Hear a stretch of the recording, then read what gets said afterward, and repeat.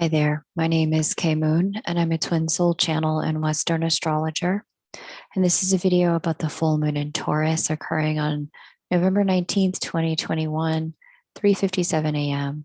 If you happen to be on the eastern seaboard of the United States, please check a time zone converter for your local time.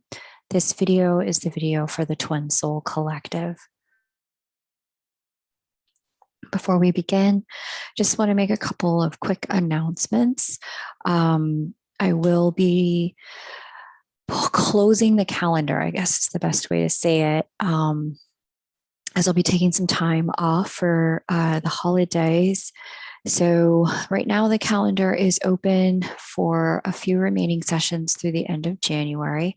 Normally, the calendar is only open for readings with me 4 to 6 weeks in advance.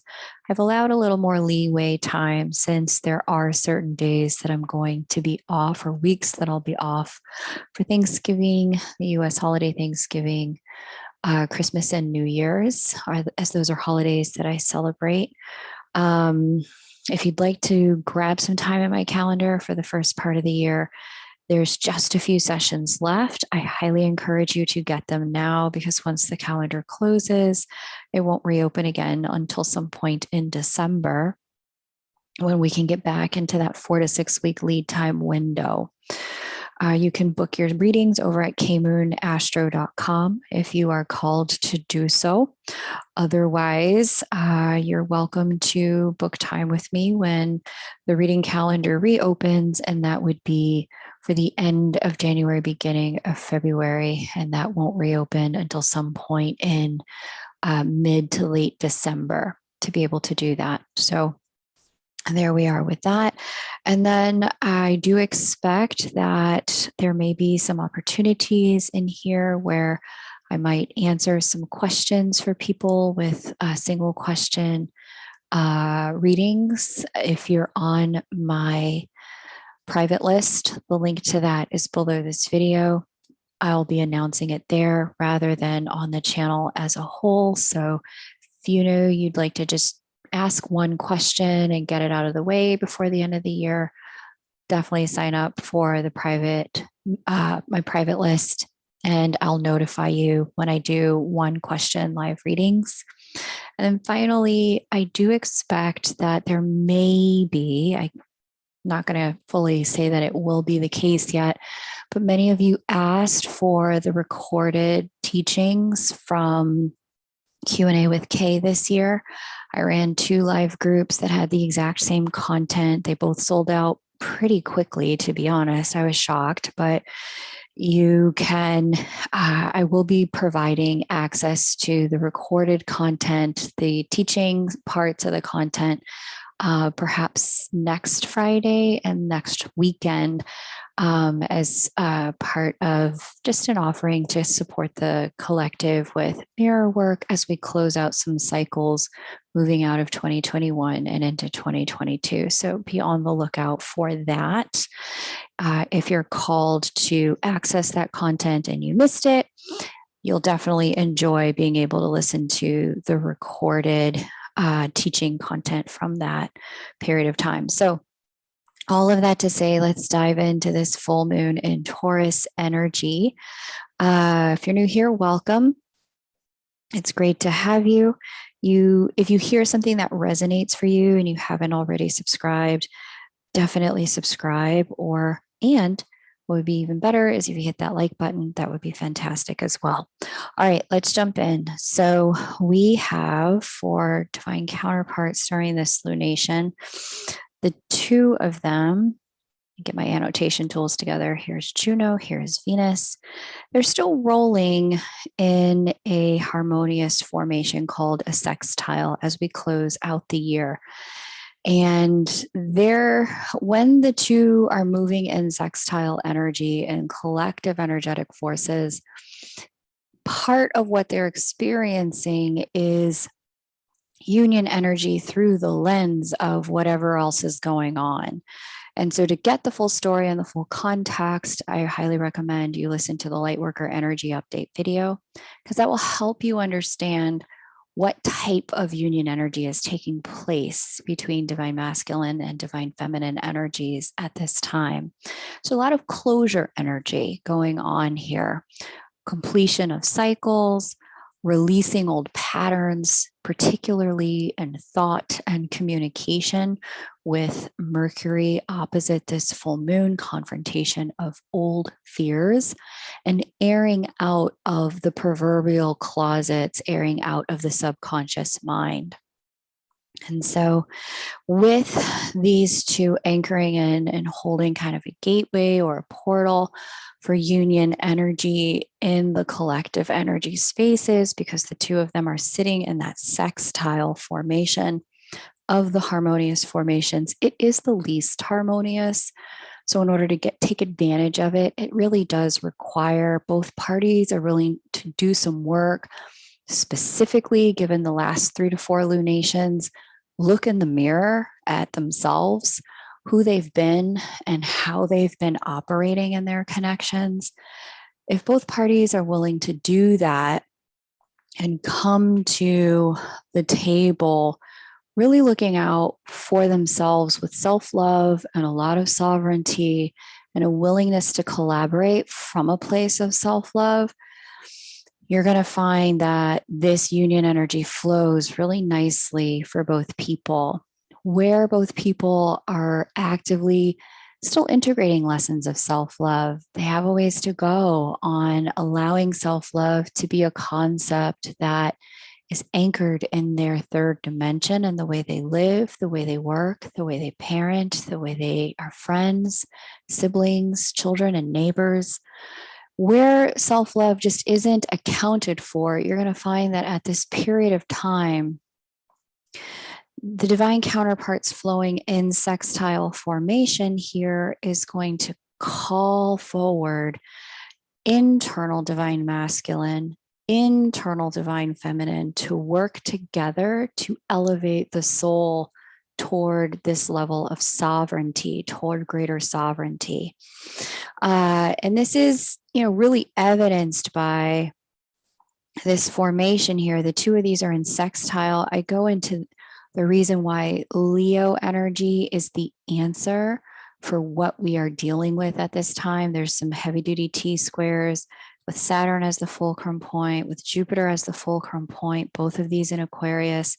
I really lay this out inside the Lightworker energy update. So I encourage you to have a listen to that so that you can understand why self-love, why self-sovereignty is the answer to allowing things to come together in full union for the self. And then once it's anchored in the self, made available to have in the divine connection, I go into that in the Lightworker energy update. So I encourage you to have a listen there.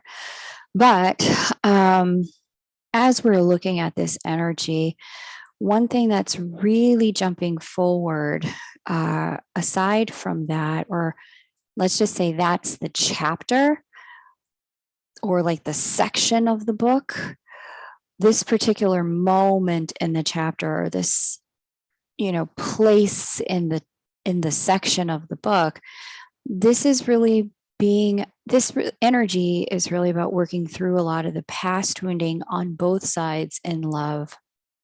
And the reason this is the case has a lot to do with Chiron having this conversation with Venus. She's getting ready to have a conversation with Venus. He's already had a conversation with Venus.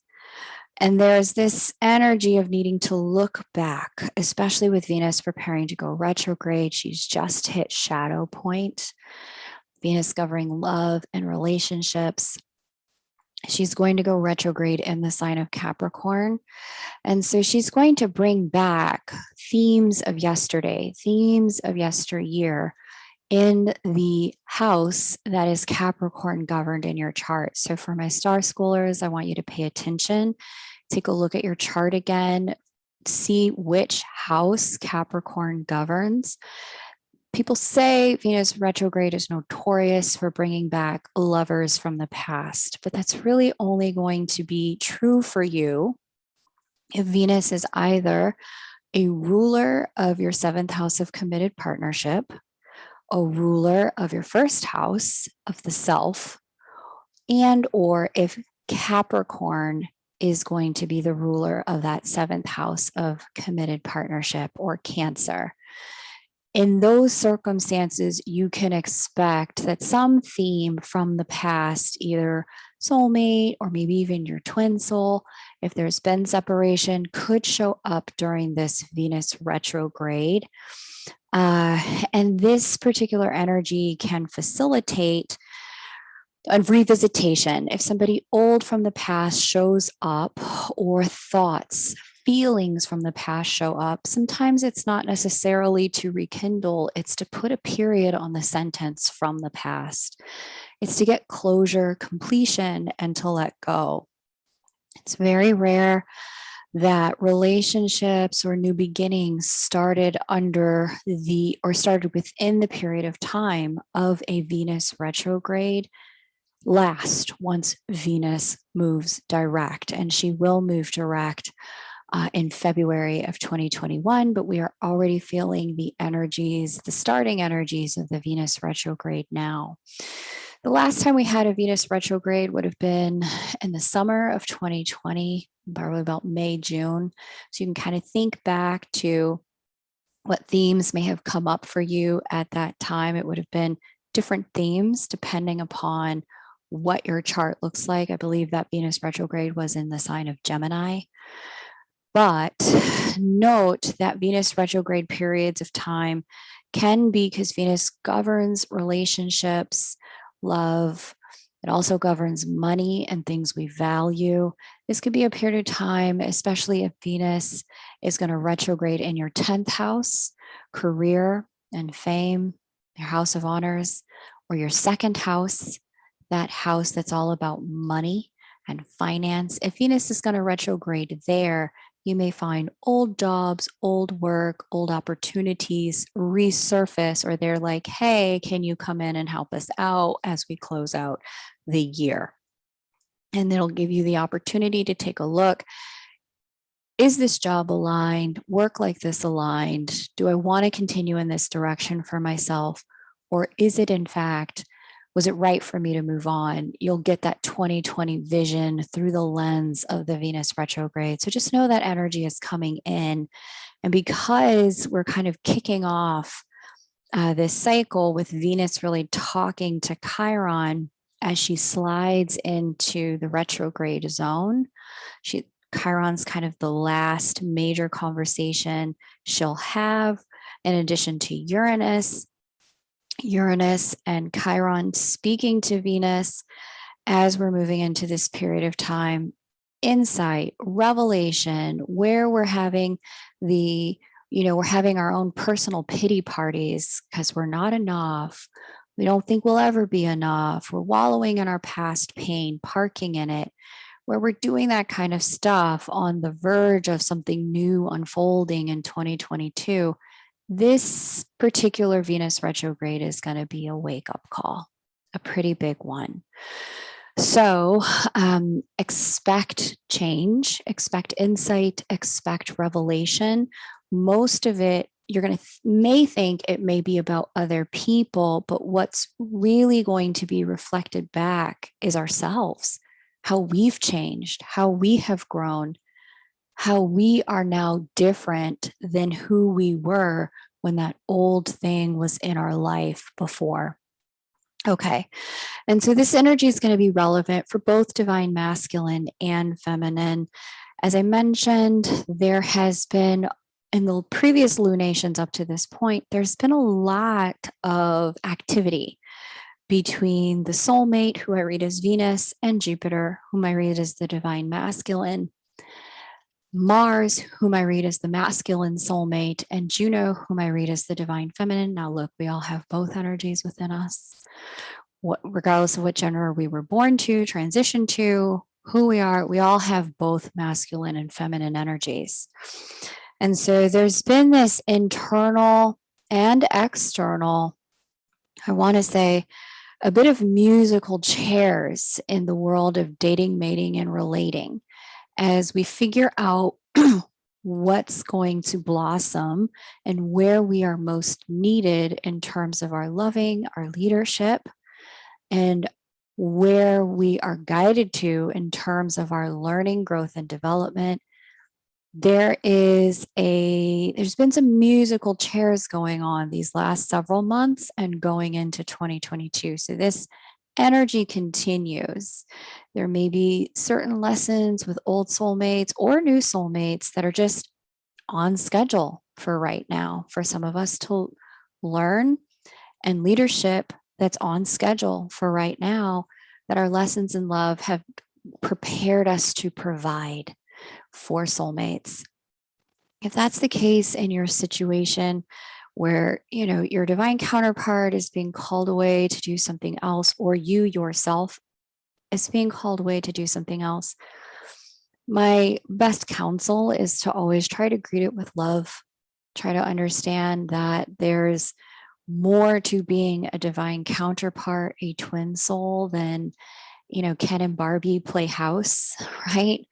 Or, kind of the muggle world, like, let's just kind of go to school, buy a house, have kids, make babies, and live happily ever after. There's just, when you are a divine counterpart and an initiate in the ways of love, there is just so much more that you are asked to do, asked to learn, asked to heal and release, involving other people from timelines prior to now and setting up the timelines for the future. So for some reason, you and your counterpart aren't together experiencing this union energy, but there is someone else in the space for you right now. My counsel is just to surrender and allow the lessons to unfold, allow the leadership to take hold and to flow with it. And where it's misaligned, because one of the things that this energy is going to be revelatory about during this full moon in Taurus and this lunar eclipse, we're going to start getting, if you haven't already, you probably did leading up to this and the 30 days prior to this lunar eclipse, clarity about misalignment, where you and another person, whether it is your divine counterpart or a soulmate, where you're just not on the same page. You aren't wanting the same things. You're not having the same conversations from a frequency place. You're not coming to the table in the same energy. Where things are misaligned, vibrationally misaligned, these things are going to start to get very loud.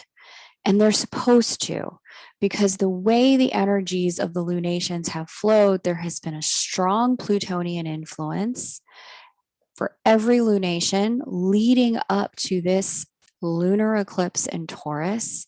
During Scorpio season, Pluto and Scorpio are both about endings. They're about completion. They're about the resurrection cycle, which always starts with a death. The rebirth cannot happen without the closing of the old cycle. So where things are misaligned, this is a period of time where we are being invited to let go, to stop holding on, to allow the misalignment to exist, and to trust that if things and when things can be better aligned, they will be. Okay, so that's kind of the big energy there. I wanted to make sure that I said that. But other than that, for those of you who are experiencing this union and energy, this sextile between Juno and Jupiter, which has been in place now for several lunations, now that she's completed her retrograde, he has completed his retrograde cycle. This divine energy of coming together through the work has really been about not leaving ourselves out this year, as both of them have had intense conversations with Aries, Eris here. Aries is this energy that is all about, you look into the mythology, she's all about the chaos, she's all about the drama, but not for no reason. Normally, when you see Eris's kind of main theme of quote unquote troublemaking come up, when she has caused disturbance It has been because she has been excluded. Her seat at the table has been removed. She's been disenfranchised, excommunicated, excluded, and silenced. And when that has been the case, that's when you see Aries move into this energy of righteous riot, righteous rage. And with Aries having had strong conversations in this second half of the year with both Juno and Jupiter as they close 2021, the year of change. 2021 is a 5-year according to the numerology people. I don't get into that. I don't know a whole lot about that, but I know 5 means change.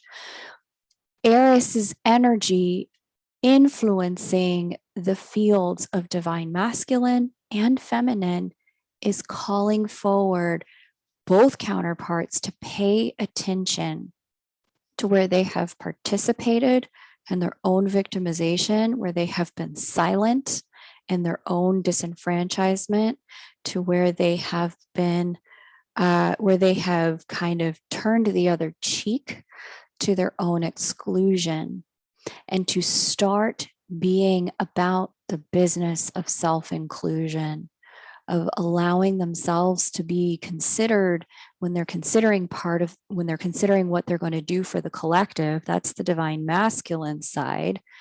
When thinking, oh, I want to provide for all these people, I'd like to protect all these people, the energy this year hasn't been about falling on one sword. It's been about asking ourselves, what are we willing to live for, to change our bad habits for, to give up our addictions for, to transform who we are for, so that we can be a better version of ourselves as we stand in service to the collective. On the divine feminine side of the energy, she's finished up an 11-month transit. It's about 11 months and 40 days for those of you who find numbers significant.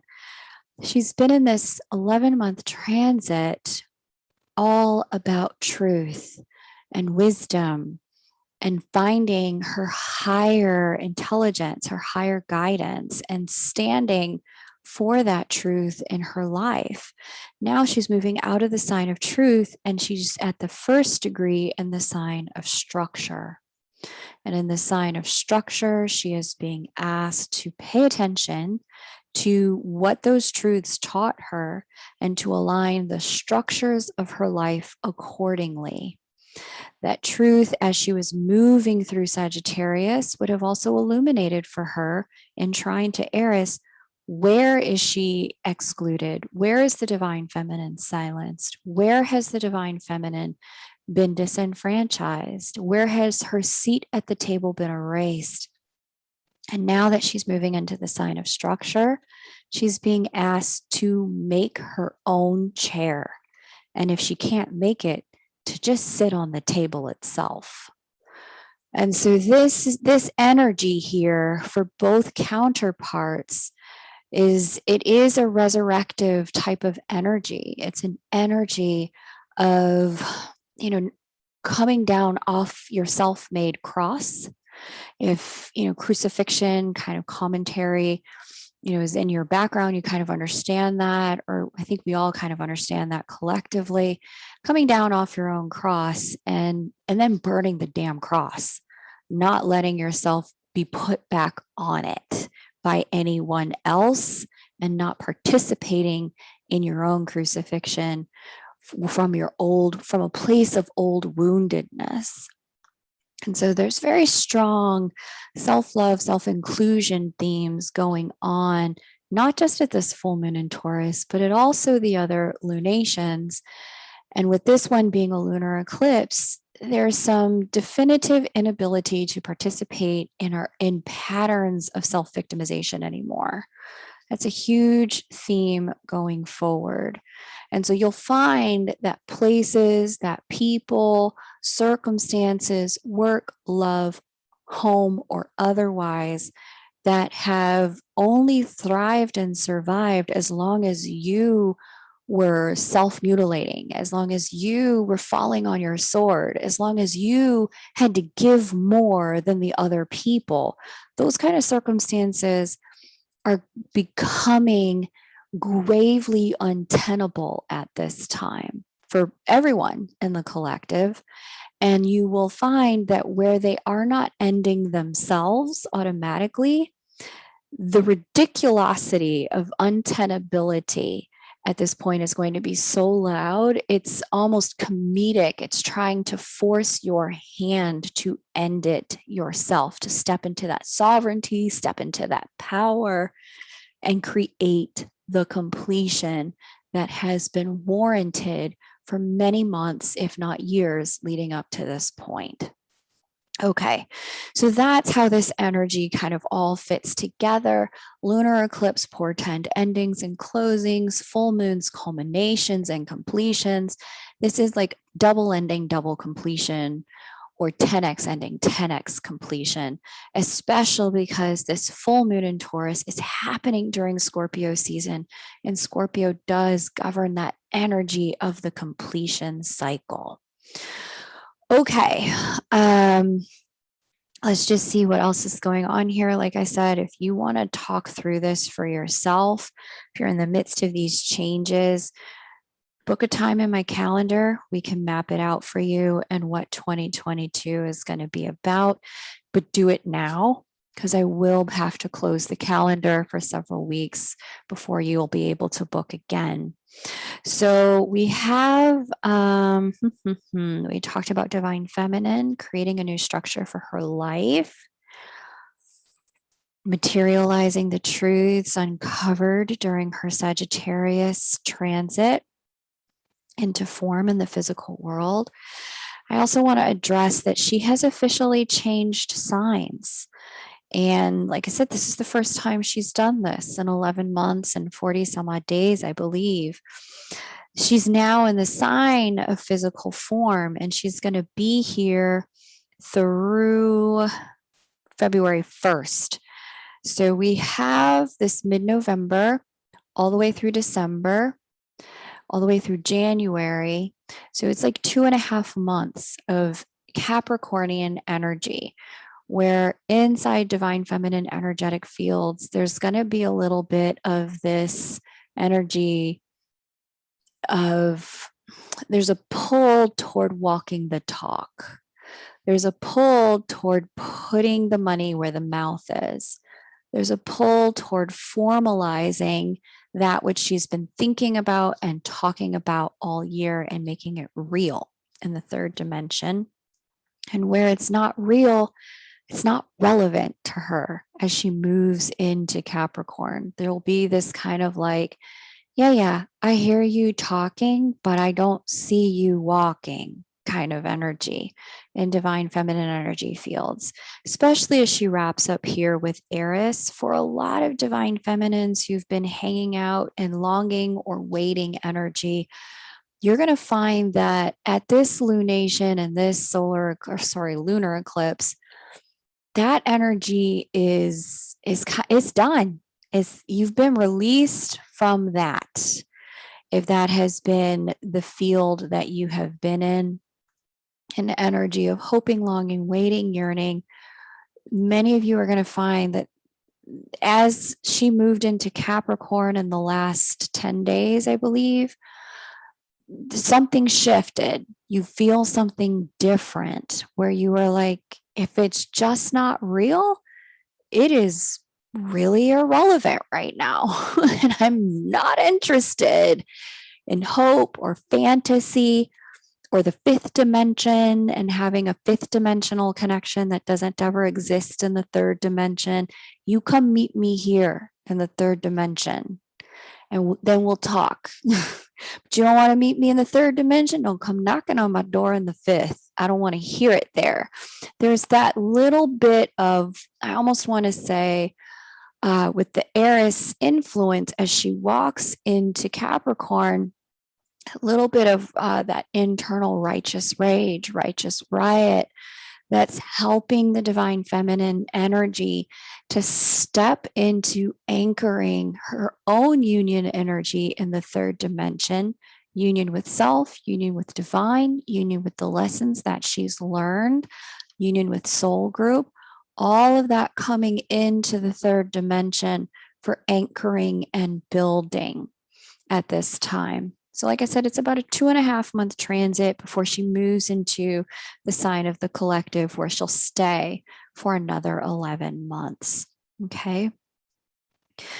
And one of the things that I really like about this is that she's mostly done talking to Aries. Like, the energy of Aries influence, like if there's doubt in your space, if there's anger in your space, it's not meant to facilitate separation in your energy. It's meant for you to use that to pull yourself up into the energy of anchoring things in the third dimension, looking for stones, walls, bricks, sticks to create your home in the third dimension, to create what's real in the third dimension at this time. Okay. And to have that backbone to say, if you're not going to deal with me in the 3D, don't come looking for me in the 5D. Have that kind of, ability to say, we need to, it's time. It's time to move the energy into reality and to be living embodiments and expressions of the truth and the love we've learned so much about. Okay. It's time to stop fantasizing, stop daydreaming about those businesses, about those projects, about those services. It's time to bring those into form in service of the collective. And that's where she lands. She lands for 11 months in the sign of collective service and the sign of the humanitarian as she gets into February and lands in Aquarius for her 11-month stay there. I love that she's done talking to Chiron and Neptune. Hallelujah. Those were the least fun energies for many divine feminines I have read for. I certainly did not really enjoy that, but I am no stranger to those energies. The Chiron energy was an energy of real paying attention to the pain that the journey provided as it grew us and used us to become bearers of divine love here in the third dimension. There's going to be a little taste of that as we move into Capricorn in the coming weeks. I would say in December, in January, just prepare yourself for it. It's a short season, but it'll be a little bit of energy of, wow, I'm so not enough. Wow, I'm in so much pain over the fact that, I got inducted onto this twin flame journey that I didn't want and experience. That kind of thing for the parts that have been painful. Not every part has been painful, as many of you know. There are many experiences of light and divinity and ascension and growth and expansion. But those expansions, those high highs, are counterbalanced by low lows. And those low lows are when Chiron speaks to divine feminine, which he will right as we're winding up the holidays, moving into the new year. So just hang in there.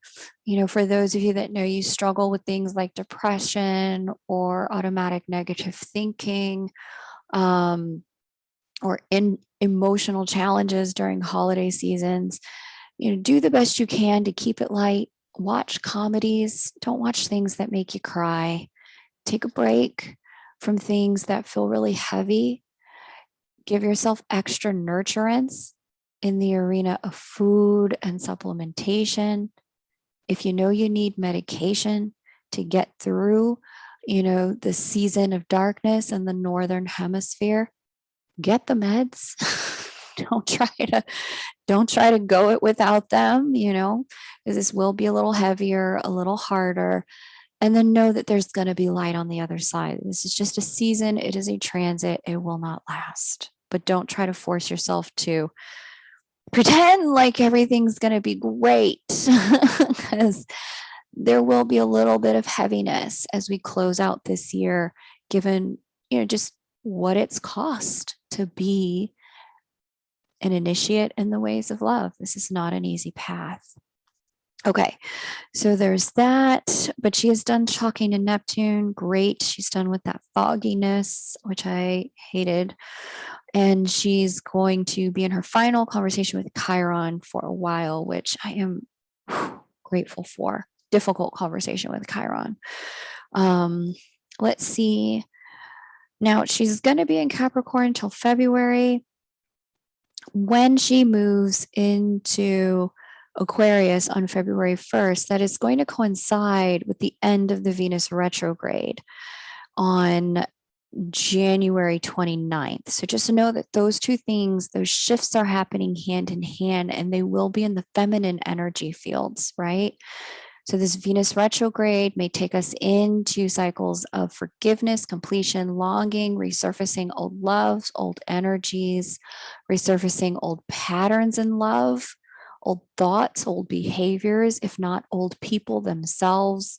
This Juno's going to move into Aquarius right at the same time Venus goes direct. So just expect that there will be a little bit of cathartic review as we close this year and enter the next one.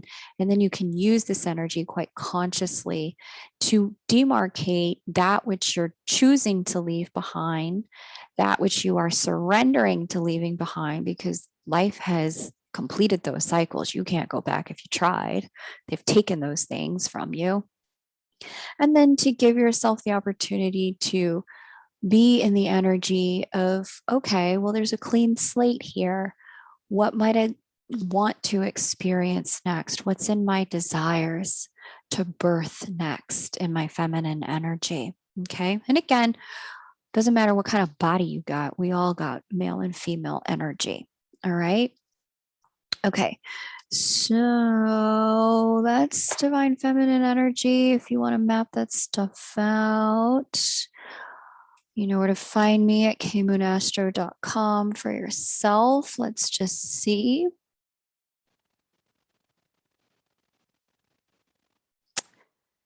Divine masculine energy, right. So I talk a lot about this inside the lunation video for light workers. But here's the divine masculine being the fulcrum point of a T square at this lunation. So we've got Sun, Mercury down here in Scorpio. We've got Moon North Node up here inside of Gemini, Taurus. And then we've got divine masculine energy right here, smack in the middle. And with divine masculine energy here in the sign of the collective, the humanitarian, self-sacrifice, this is Aquarius.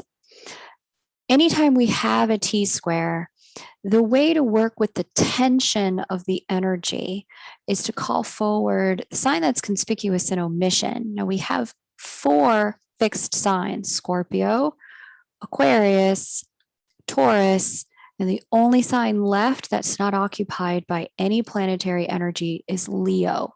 That's the 4th fixed sign. And so what's interesting about this for me, as I look at this, and I've looked at the other lunations for divine masculine, it's almost like in 2020, as I look back and I see the Jupiter-Pluto conjunctions in Capricorn and the Saturn-Jupiter conjunctions, there was this energy of life creating certain endings and completions for divine masculine energy. Now, with Jupiter sitting in the sign of Aquarius and divine masculine sitting in the sign of like internet technology, kind of the etheric field that connects us all in the 3rd dimension, this is a bit of like, yeah, it happened in the 3rd dimension, but now I'm integrating it into my soul. I'm seeing what those endings now mean. And I'm allowing those endings to come to full completion. And I'm reconciling myself to what that ending is going to mean for my future and what that ending means for my present. And the only way to move through this period of time is to step into Leo Leo energy is self-love, it is self-sovereignty, it is self-creativity, self-sourcing, right? It's the capacity to be in creativity, but only through a place of filling up one's own cup first. And so the way to make it through this energy rather than wallowing, which is always a possibility. I really hate to say that some people really choose that route. I choose that route, right? Like I go through my periods of like, don't talk to me. I'm wallowing. I need to wallow. But there's a choice point here with this fulcrum. You can wallow or you can rise, right? You can be with the pain of the ending, or you can accept the ending with dignity and integrity and look for what's getting created next and be a participant in the creation of one's own future. And so, it's interesting. I remember in 2020, I did a video with channeled messages for divine masculine energy. And my guides, they came in as I rounded out 2020 and they were like, this energy is going to be in effect until about 2024. And that was before I knew any of us knew that there was going to be, global lockdown, pandemic, all this stuff, right? So they were like, this energy is going to be effect. And then when I saw the way 2020 saw people go through massive job transition, home transition, and really shook people up, it woke them up into a reality of like, hey, this is because we had to be so still for so long. Many people got to clarity. These are the things that must change in my life because these are the things that I just can't stand anymore. And that was especially true for divine masculine energy, speaking with Pluto, governor of that resurrection cycle, and Saturn, bringer of integrity. Now we have Jupiter wrapping up transitory time in Aquarius, and the messaging from that 2020 video is still very loud. The divine masculine's, kind of spiritual journey that got talked about there around realizing I'm different. I can't operate in these ways that normal men operate. I can't get away with low vibrational stuff without getting hit by the proverbial 2x4. It impacts me different. Other men can kind of walk through life asleep, but I'm not permitted to do that. And then there's moving into a cycle of integration. And then there's a period of silence that I talked about in that video that my guides were telling me about. Respect the silence, respect the need for your own masculine energy and divine masculine energy incarnate as a person to go into the cocoon and do their work and be with themselves. And as they come out and decide after they've had union with self, then there's opportunity to have a conversation about union with the world, union with a counterpart. But none of it is possible without union with self first. And now we're really seeing that begin to play out in the third dimension with divine masculine energies, where there's been a shifting of the ground, the proverbial ground. Life has definitely changed. Wake up calls. Who am I? Here's what I'm here to do. Now I have to recalibrate myself and reboot myself so that I can participate in a new reality. So I believe that video is linked below. I think maybe like Divine Masculine Channeled Messages 2020 through 2024. You can find that below if you're called to listen to that and really trace it for yourself, your own masculine energy, or for a counterpart if you'd like to understand what may be going on with them. But it does illuminate and really speak to this very natural place in the process as we move into the Scorpio Taurus eclipse cycle around solidifying what's dead and gone, can't go back, that door is shut, the bridge is burned. What's coming, what's new, what's opening up, what do we need to step into? And this is the moment of choice. Okay. One final interesting piece about all of this, as I mentioned, self-love is kind of the key there on divine masculine energetic sides, with Leo being the energy that they're being called to step into, or we are all being called to step into, is The last divine feminine retrograde, she hung out for 11 months in Sag. She's going to hang out for 11 months in Aquarius. Prior to this, she was 11 months in Libra. But these are all signs that divine masculine kind of flowed through 1 year at a time. So divine masculine was 2019 over here in Sagittarius, 2020 in Cap, 2021 in Aquarius. What's interesting is now she just spent 2021 here in Sag. She's going to quickly move through Cap, but then she's going to anchor over here in Aquarius in 2022, which is where he just spent a whole year. And so when you look at this, he's energetically, in terms of moving through the energy of the zodiac wheel's energies, like the signs, he's in front of her. He's leading the progression of their growth through these signs. In other words, he's in front of her with a machete carving a path. And the divine feminine energy is really being asked to surrender and follow and to stop interrupting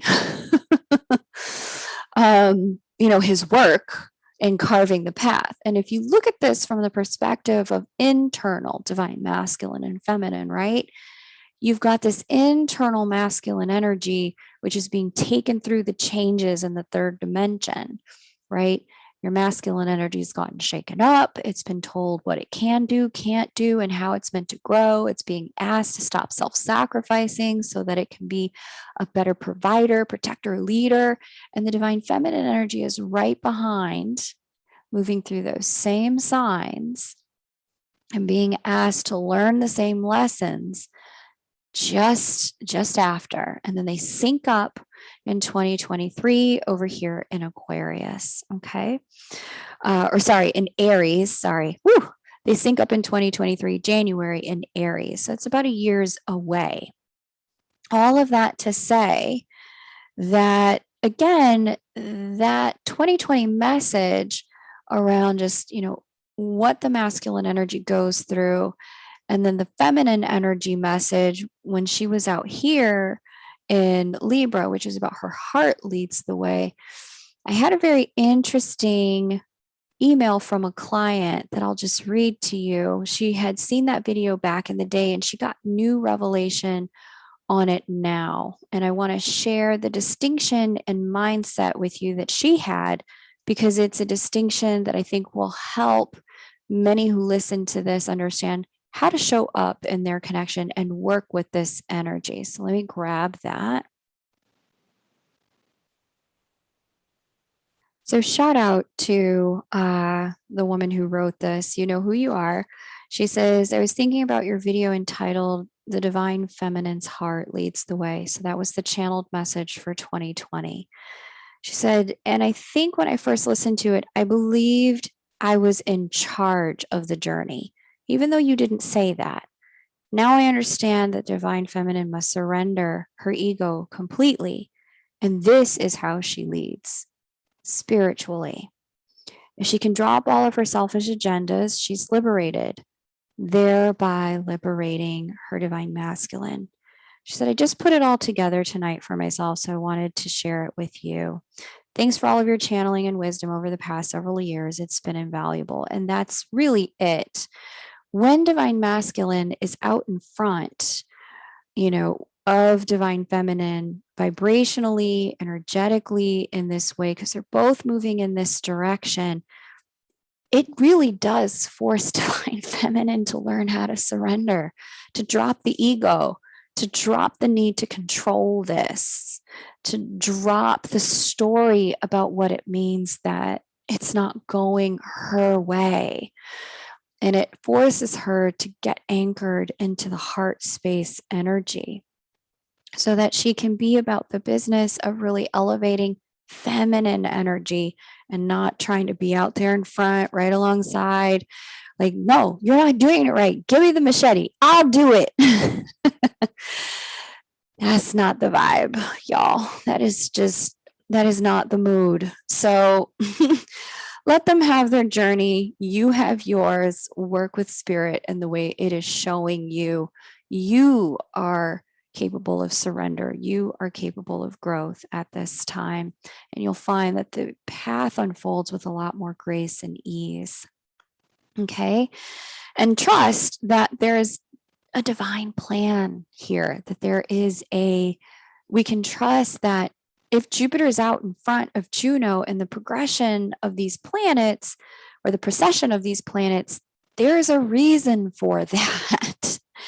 And if maybe we can start to ask ourselves, what if he's leading this journey? What is it that I'm meant to be learning by not being allowed to touch the steering wheel? What is it that I am learning? How am I growing? How is this allowing me to better understand love? It gives us this opportunity for our own self-ascension when we are shown in no uncertain terms that we just can't control anyone else's growth and learning in the ways of love, right? So, okay. I think that's the last thing I'm going to say here. He gets into a new sign. He pops out here into Pisces in January. He had already dipped into Pisces in June, so we got a taste in June, July of what Jupiter and Pisces energy would bring. We're going to get a bigger taste January into June of next year as divine masculine energy moves into Pisces. So I want you to think back to what your June, July was like, what kind of things occurred for you this year. Those kind of things are going to stabilize and re-solidify as we get into January, February, March, April, May, and June of next year. So it's an exciting time. I know that many of you experienced some, a different frequency of union energy in June and July, either in the work world, the romance world, your own personal growth world. And then things just seem to kind of spiral as we hit August. Or backslide as we hit August. Just know that we're moving back into that June, July energy as we hit January. So what there is to do is to simply understand from a vibrational perspective what was going on in June, July, so that you can recalibrate to that set point and call in how you want that energy to work for you. Not that you can control another person, but you can control, like, okay, I see who I was and how I handled that energy. Here's who I want to be in that energy as that energy resurfaces itself in January. Okay. Okay. That's what I got. You want me to read it for you? You know where to find me. kmoonastro.com. We'll take a look at your personal chart. And other than that, you take great care. Bye for now.